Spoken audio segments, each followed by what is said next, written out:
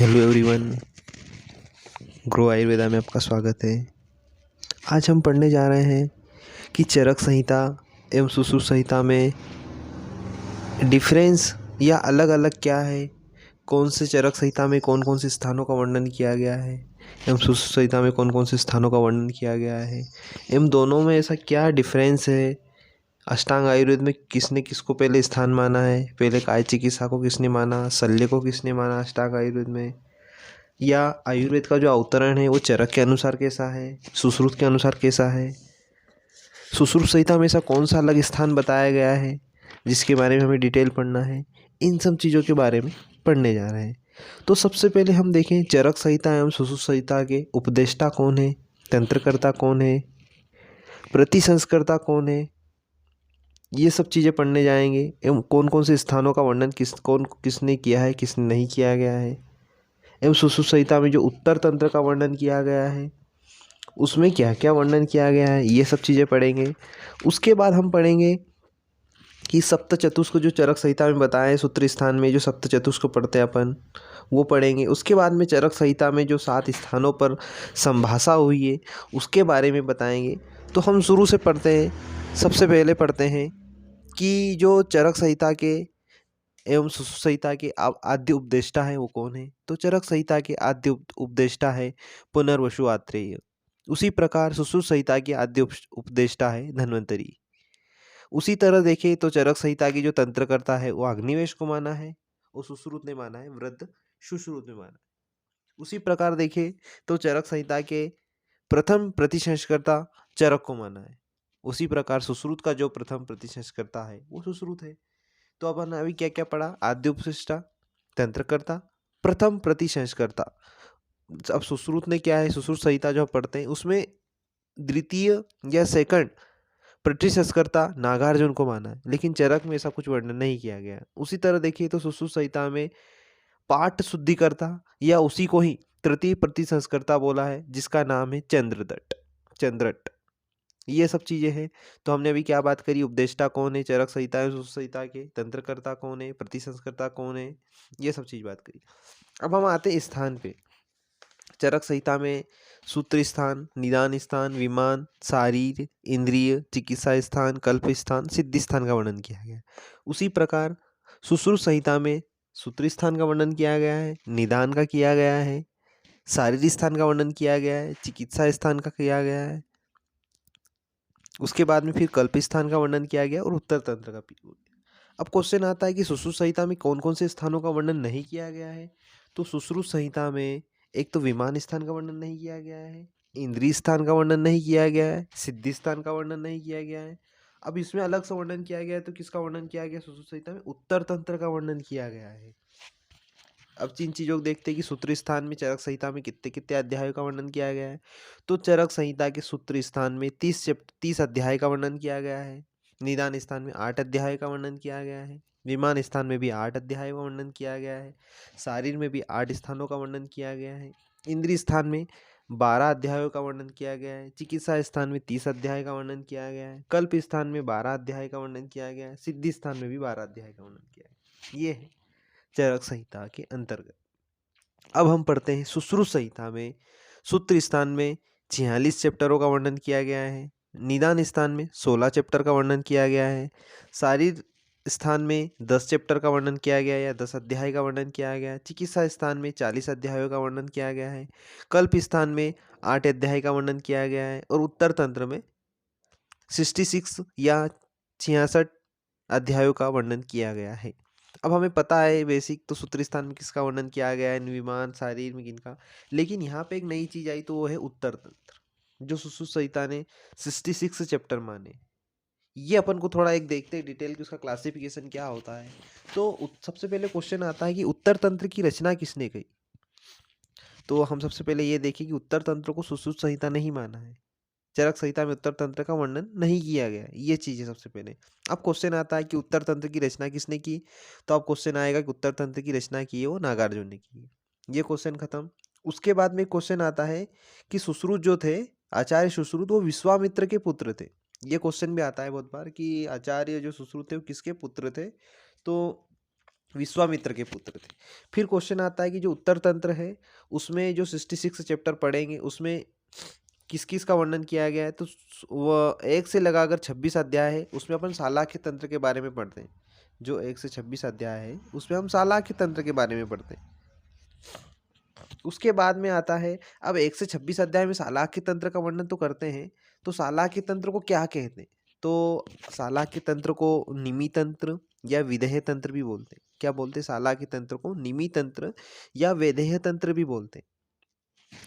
उसके बाद आता है कि शालाक्य तंत्र में आपने बता तो दिया है कि 126 अध्याय का वर्णन करते हैं, लेकिन उसको बताओ तो सही। तो उसमें क्या है, 1 से जो 19 अध्याय है उसमें नेत्र रोग का वर्णन किया गया है, 19, फिर 20 से लगाकर 21 से 20 और 21 चैप्टर में कर्ण रोग का वर्णन किया गया है, 22 से लगाकर 24 में नासा रोग का वर्णन किया गया है, और 25-26 में सिरो रोग का वर्णन किया गया है।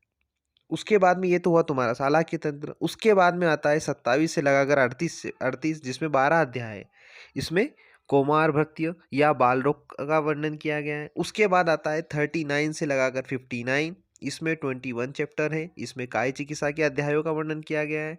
उसके बाद में आता है 66 से 62, 60 से 62, इसमें भूत विद्या का वर्णन किया गया है। 63 से लगाकर 66 इसमें तंत्र भूषण का वर्णन किया गया है, जो 4 चैप्टर है। अब क्वेश्चन आता है कि तंत्र भूषण है, इसको थोड़ा अपन देख लेते हैं डिटेल की, 4 चैप्टर कौन कौन से हैं। तो तंत्र भूषण के 4 चैप्टर है। इसकी ट्रिक है रस एसटीडी। क्या ट्रिक है इसकी? रस एसटीडी। अब रस एसटीडी का मतलब क्या होता है? रस से तो रसभेद हो गया, एस से स्वर भेद, टी से तंत्र युक्ति, और डी से दोष भेद। ये चीज हुई। अब क्वेश्चन आता है कि जो अष्टांग आयुर्वेद करते हो, कि अष्टांग आयुर्वेद क्या क्या होता है, कि 8 आयुर्वेद में 8 अंग क्या होते हैं, चरक ने किसको माना है, सुश्रुत ने, सबको सेम माना है, लेकिन सीक्वेंसेस का यहाँ पे ध्यान देना है कि सीक्वेंस क्या है। सीक्वेंस कैसे? जैसे जो चरक संहिता थे, चरक संहिता की क्या है, बोलते हैं कि चरक संहिता में सबसे पहले उसने काय चिकित्सा का वर्णन किया गया, क्योंकि जो चरक थे वो मेडिसिन के डॉक्टर थे, तो उन्होंने काय चिकित्सा का पहले वर्णन किया। फिर उन्होंने शालाक्य के बारे में बताया, फिर शल्य के बारे में बताया, फिर उन्होंने अगत तंत्र के बारे में बताया, फिर भूत विद्या के बारे में बताया, फिर उन्होंने कौमार भत्ते के बारे में बताया, फिर रसायन और वाजीकरण के बारे में बताया। उसी प्रकार देखिए तो सुश्रुत संहिता ने क्या बताया, पहले सर्जरी, शल्य को प्रथम स्थान माना, द्वितीय स्थान पे उसने शालाक्य को माना, तृतीय स्थान पे उन्होंने काय चिकित्सा को माना, चतुर्थ में माना उन्होंने भूत विद्या को, फिर कौमार भत्य, अगत, रसायन और वाजीकरण। तो इसको कैसे याद करेंगे? इसको याद करने का सबसे बढ़िया ट्रिक, चरक है तो काय चिकित्सा पहले स्थान पर देंगे, दूसरे पे क्या देंगे, सुश्रुत जी, आचार्य सुश्रुत किसको देंगे, शल्य को देंगे, बीच में दूसरे नंबर पे दोनों को शालाक्य डाल दो। फिर तीसरे में क्या डालना है, चरक ने बोला कि तुमने काय को लिया तो शल्य को तीसरे पे कर दिया, सुश्रुत ने शल्य पहले भी लिया तो काय को तीसरे पे कर दिया। ये 3 चीजें तो अपन को याद हो गई। अब आखिरी के रसायन वाजीकरण भी याद हो गया, ये भी सीखिए। अब आते हैं अपन को 4, 5 और 6, ये बीच के 3 याद करना है। तो इसको क्या है, चरक को 1 नंबर दे दो, सुश्रुत को 2 नंबर दे दो। चरक को 1 नंबर दो मतलब ए से अ, चरक को ए से अ, तो अ से अगत तंत्र। सुश्रुत को 2 नंबर दिया तो सुश्रुत का ब से भूत विद्या हो गया। क्या हुआ इसका, चरक को ए 1 नंबर दिया, ए से अगत, सुश्रुत को बी से भूत विद्या। अब फिर ए बी, तो इसको कैसे याद करेंगे, चरक संहिता में ए बी के कैसे याद करेंगे, ए बी के, ए से कैसे अगत तंत्र, बी से भूत विद्या, और के से कौमार भत्य।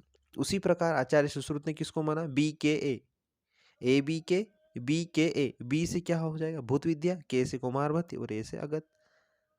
खत्म। ये अपने अष्टांग आयुर्वेद पढ़ा। अब क्वेश्चन आता है कि आयुर्वेद का अवतरण चरक ने किसको किसको माना, कैसे माना, सुश्रुत ने कैसे माना, अवतरण कैसे है। तो आयुर्वेद का अवतरण देखें तो बहुत इजी है, कोई इतनी बड़ी टफ की बात नहीं है। इसकी भी एक ट्रिक है, बड़ाई, बड़ाई, BDAI, बी। अब आचार्य चरक का देखते हैं किस कहाँ से कैसे आयुर्वेद का अवतरण हुआ। तो बी से तो ब्रह्मा, डी से दक्ष प्रजापति, ए से अश्विनो, आई से इंद्र। आचार्य सुश्रुत का भी ऐसा ही है, बी से ब्रह्मा, डी से दक्ष प्रजापति, ए से अश्विनो, आई से इंद्र। ये बड़ाई तो सबका कॉमन हो गया। अब उसके बाद में आता है, तो अपन ने चरक में पहले बी को लिया ना बड़ाई, तो यहाँ पे लिख बी, आखिरी में बड़ाई के बाद में वापस बी को ले लो, बी से भरद्वाज, और दूसरा क्या है, डी, डी से दक्ष प्रजापति, सुश्रुत में डी से धन्वंतरी ले लो। कैसे अपन ने किया इसको, बढ़ाई, बढ़ाई ब्रह्मा दक्ष प्रजापति अश्विन इंद्र, चरक सुश्रुत दोनों में सेम है, ब्रह्मा दक्ष प्रजापति अश्विनो इंद्र। अब चरक में बी को ले लो कॉमन, बी से पहले अपन बी, बी से भरद्वाज और इधर डी, डी से धन्वंतरी। अब भरद्वाज, अब भरद्वाज या आत्रेय के पुनर्वसु के 6 शिष्य के नाम आ जाए यहाँ पे, अग्निवेश, भेल, जत्रुकर्ण, पराशर, हरिर और क्षारपाणी। उसी प्रकार धन्वंतरी के शिष्य क्या हो जाए यहाँ पे, औषधेनव, वेत्रण, औरम्भ्र, पौष्पकलावत, करवीर्य या गोपुरक्षित, सुश्रुत। ये होता है अवतरण। कैसे कैसे हुआ, जैसे अपने बड़ाई से याद कर लिया तो ब्रह्मा दक्ष प्रजापति अश्विन इंद्र भरद्वाज तो कॉमन कॉमन हो जाएगा, इधर धन्वंतरी हो जाएगा, इनके फिर आत्रेय पुनर्वसु और इधर ये अच्छे अच्छे नाम आ जाएंगे। ये अपन ने पढ़ा। अब उसके बाद अपन आते हैं चरक संहिता में जो सप्त चतुष्क का वर्णन सूत्र स्थान में वर्णन किया गया वो क्या है, उसकी भी एक ट्रिक है, उष्ण कार्य एयस, उष्ण कार्य एयस। सप्त चतुष्क जो सूत्र स्थान में वर्णन किया गया है, चतुष्क, चतुष्क जो चार चैप्टर का एक ग्रुप बनाया है उन्होंने चतुष्क बोलते हैं, तो उसका ट्री है उष्ण कार्य एयस। उष्ण से औषध या उसी को ही भेषज बोलते हैं, एस से स्वास्थ्य, एन से निर्देश, कार्य का से कल्पना, र से रोग, य से योजना, ए से अन्नपान और संग्रह द्रव्य। क्या है इसकी ट्रिक, क्या है, उष्ण कार्य एस औषध या भेषज, स्व से एस से स्वास्थ्य, न से निर्देश, का से कल्पना, र से रोग, य से योजना, ए से अन्नपान और एस से संग्रह। ये हो गया सप्त चतुष्क की बात हो गई। अब इसके बाद आता है कि जो चरक संहिता में 7 स्थानों पर संभाषा परिषद हुई थी उसको कहाँ कहाँ याद है, तो 7 स्थानों पर संभाषा हुई है। तो इसमें इसकी एक ट्रिक है कि हमें इसको ट्रिक पहले याद कर लो, फिर मैं चैप्टर के नाम बता दूंगा। ट्रिक ये है कि दीर्घ समय पर जीवन यापन करने के लिए, दीर्घ समय पर, दीर्घ समय के लिए जीवन यापन करने के लिए हमें एक कला होनी चाहिए। कला कौन सी होनी चाहिए, या तो वात की कला होनी चाहिए, वात की कला होनी चाहिए। ट्रिक है, इसको ट्रिक ट्रिक जैसे समझो, दीर्घ समय तक जीवन यापन करने के लिए हमारे अंदर एक कला होनी चाहिए। तो कला क्या है, वात की कला है, वात की कला होनी चाहिए। यह बात किसने बताई कि दीर्घ समय तक जीवन यापन करने के लिए वात नाम की कला होनी चाहिए, यह बात यज्ञ पुरुष आत्रेय ने बताई। किसने बताई, यज्ञ पुरुष आत्रेय ने बताई। क्या बताई कि दीर्घ समय तक जीवन यापन करने के लिए वात नाम की कला होनी चाहिए, यह बात यज्ञ पुरुष आत्रेय ने बताई। फिर आत्रेय ने एक बात और बताई कि यदि कोई गर्भवती स्त्री है तो उसको शरीर की रक्षा करनी चाहिए, गर्भवती स्त्री है उसको शरीर की रक्षा करनी चाहिए और अच्छे फल खाने चाहिए, उसको फल फ्रूट खाने चाहिए। ये ट्रिक है। अब देखो, दीर्घ समय पर जीवन यापन करने से दीर्घ जीवित अध्याय, वात की कला होनी चाहिए तो वात कला कर लिया अध्याय। यह बात किसने बताई, यज्ञ पुरुष थी, यज्ञ पुरुष अध्याय। फिर आता है आत्रेय, तो आत्रेय भद्र का भी अध्याय। फिर आता है गर्भवती महिला को शरीर की रक्षा करने, तो गर्भाव क्रांति, शरीर से शरीर विचय और फल खाना चाहिए तो फल मात्रा। ये हो गई चरक संहिता में 7 स्थान। क्या क्या हुई, दीर्घ जीवती अध्याय, वात कला कली अध्याय। अब वात कला, वात की कला ये कैसे, यज्ञ पुरुषी, आत्रेय भद्र कापी, गर्भवती तो गर्भाव क्रांति को अपने शरीर शरीर विचय की रक्षा करनी चाहिए तो फल फल मात्रा सिद्धि अध्याय, इसी की बात हो गई। अब उसमें दीर्घ जीवती अध्याय है, वात कला कली अध्याय और यज्ञ पुरुष, ये सूत्र स्थान के अध्याय है। उसके बाद में आत्रेय भद्र कापी भी सूत्र स्थान का ही वर्णन है 26। उसके बाद में आता है गर्भाव क्रांति और शरीर विचय, ये दोनों शारीर स्थान के अध्याय है। और जो फल मात्रा सिद्धि है वो सिद्धि स्थान का 11वां अध्याय है। अभी अपन ने याद कर ली कि दीर्घ जीवती अध्याय, वात कला कल, यज्ञ, आत्रेय, गर्भाव, शरीर और फल मात्रा। अब इसके चैप्टर के नाम कैसे याद करो, तो इसके चैप्टर के नाम याद करने की भी आसान ट्रिक है, 1 फिर 12, 12 का डबल करो 24 और 1 25, 25 में फिर 1 जोड़ो तो 26 हो जाएगा, 26 हुआ। अब 26 में 6 लिखा दिख रहा है लास्ट में, 6 का आधा करो तो 3, फिर वापिस डबल कर दो 6 और 6 का डबल करो तो 12, तो 12 में से घटा दो 11। तो कैसे याद करना है इसको, 1 12 डबल करो 24 और 1 25, 25 और 26, 26 में से 6 को आधा करो 3, 3 को फिर वापिस डबल 6 और 11 लिख दो। ये हो गया चैप्टर। तो अपन ने अभी पढ़ा चरक संहिता और सुश्रुत संहिता में कुछ चीज़ें, क्या क्या चीज़ें पढ़ी कि उनका अवतरण कैसे कैसे हुआ, कहाँ से कैसे क्या हुआ, अष्टांग आयुर्वेद में अलग अलग आचार्यों ने कैसे कैसे माना, उनके उपदेष्टा, तंत्रकर्ता, प्रतिसंस्कर्ता के बारे में पढ़ा, कौन कौन से स्थानों का किसने वर्णन किया, किसने नहीं किया, चरक संहिता के सूत्री स्थान में चतुष्क का वर्णन कैसे कैसे हुआ, चरक संहिता में 7 स्थानों पर संभाषा उसके बारे में हमने पढ़ा। अब हम नेक्स्ट पढ़ते जाएंगे पर्सनल चैप्टरों के बारे में कि जो चिकित्सा स्थान है उसके चैप्टरों के नाम 30 कैसे याद करें ट्रिक के साथ, कल्प स्थान में कैसे याद करें। सबसे पहले अपन को अंदर उनके अंदर पढ़ने से अध्याय पहले अपन को अध्याय तो याद होना चाहिए। तो ये अपन अब नेक्स्ट वीडियो में पढ़ेंगे। यदि आपको ये वीडियो पसंद आया तो लाइक शेयर एंड सब्सक्राइब करें। Thank you.